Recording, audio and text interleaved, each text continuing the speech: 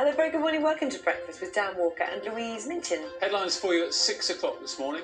A bailout for the arts. Theatres, music venues and museums are to get £1.5 billion of government support.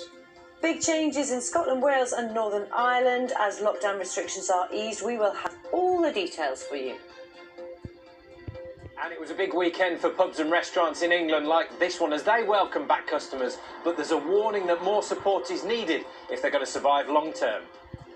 Lewis Hamilton says he was silenced in speaking out about racism and regrets not taking action sooner as he's joined by several Formula One drivers in taking a knee at the season's first race. Good morning. Today we're looking at a mixture of cool conditions, breezy conditions as well, and sunshine and showers. Most of those showers will be in the north and the east. I'll have all the details at 27 minutes past.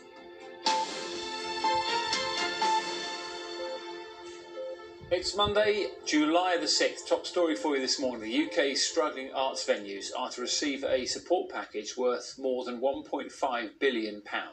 It comes after many theatres, museums and other cultural organisations had warned that they were on the verge of going bankrupt. Our arts editor Will Gompertz has more. Theatres, music venues, cinemas and museums across the country have been brought to their knees by the COVID-19 pandemic, with many saying they'll be bankrupt within weeks without emergency government support.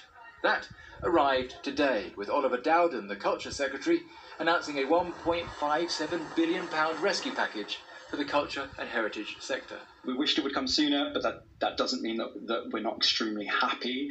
I suppose the only thing I would say is, until we know what the future looks like for the performing arts, it's still always going to be a bit of a bandage on a wound of unspecified scale.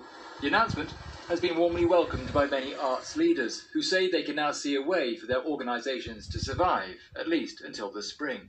Of the total amount, £270 million will be made available as loans, with the rest, the vast majority, coming in the form of grants. All those communities, those regional, vital social hubs have now got something to sort of at least tide them over while they think what's next. There are no guarantees, of course. My big next follow-up question will be, how are you planning to spend that cash, that emergency lifeline, to ensure that people will